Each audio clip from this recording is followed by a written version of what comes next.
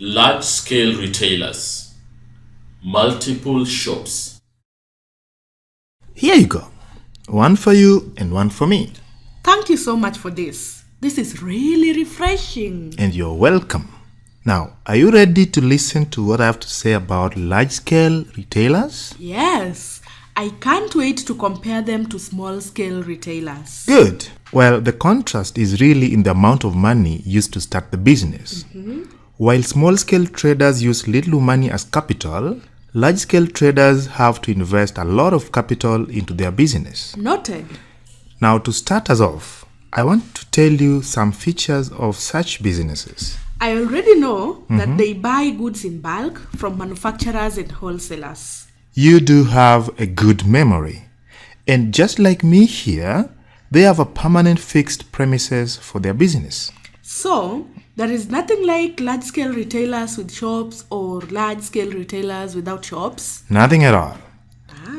Now, they also require large labor force and high sales volume. That explains all these smartly dressed ladies I see around your shop. Yes, they are salespersons, and their work is to assist customers if need be, as well as ensuring that the shelves are kept clean. You see, this shop is so big that if I was to manage it alone, I would be literally on my feet from dusk till dawn. That would be really tiresome. That's right.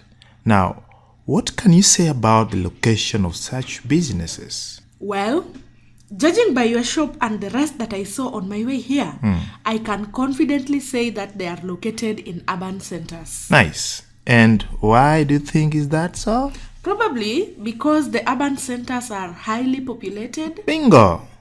They also require the services of specialists such as an accountant Really? Why? because the finances are large. So keeping track of them needs the skills of someone who really knows what they are doing. Interesting.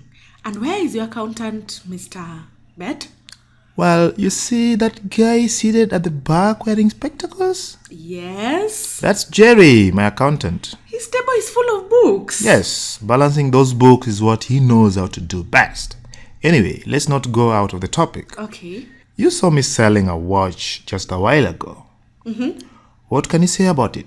In terms of, Bargaining? well, I didn't see the man bargain. In fact, he walked in, chose what he wanted, the price was already indicated in the display, paid it, and walked out. So? So, there was minimal interaction between the two of you. My point exactly. In fact, this is one example of self-service mode of selling. The customer only interacts with you when it is time to pay up. We've been referring to these people generally as large-scale retailers. Is there any chance that they have specific names? Sure. We have multiple shops, departmental stores, supermarkets, hypermarkets, and mail order shops. Geez, what are these? One at a time. Now, let's start with the multiple shops. Okay. Multiple shops are also known as chain stores. That name rings a bell. Do you mean shops that have several branches all over the country? Oh, yes, and they are managed and controlled from a central place. Usually, they sell similar products, and the prices for these products are kinda uniform. Purchases are usually done at the head office, and then they are distributed to the shops. Now, after all that you have heard, Yes. do you have any examples of a multiple shop in mind? Quite a number, actually. I'm thinking of Tuskys, Naivas, Uchumi, and KTS supermarkets. Wow, very good examples. Wait, I just called them supermarkets, which is another kind of large-scale retail shop, different from multiple shops. I knew you'd get confused, but hang on. In a little while, I will clear the air. Okay. Meanwhile, let us get down with the multiple shops, shall we? Yes. So, from the descriptions we have made above, we can derive some characteristics of a multiple shop. Like decisions are made in the head office. Gone.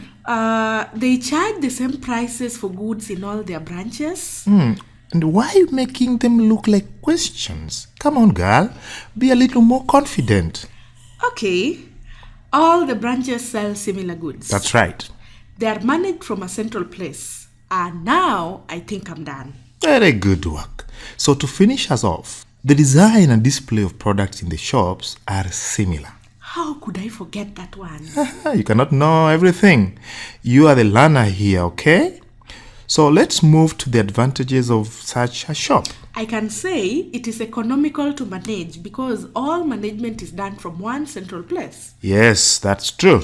If I was a Tuskys supermarket lover, I would have no problem identifying one, even if I was in a new town, because they have similar names. That's also true. The stocks are also purchased in bulk from the manufacturers, which makes it a lot cheaper than if the branches were to do purchases on their own.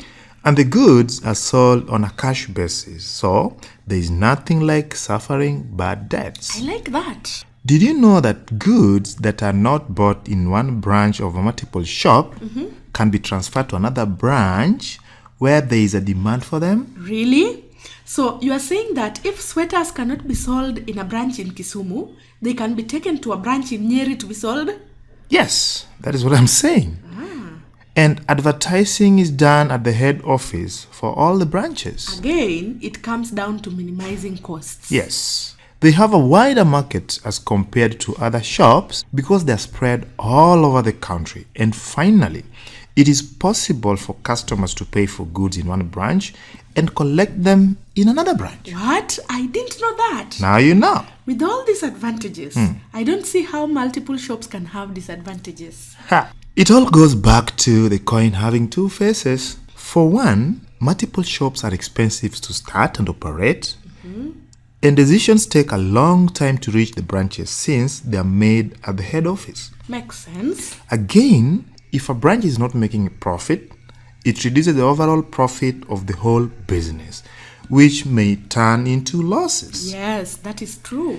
And because the branches have to be similar, it becomes difficult for a branch to adapt to the local market where it is situated. Which may make it harder for that branch to maximize profits. Nicely put. Customers and the owners of the business never get to interact, and because of this, customer satisfaction may be hard to meet. I also think that chain stores hinder creativity since everything has to come from the head office. Agreed.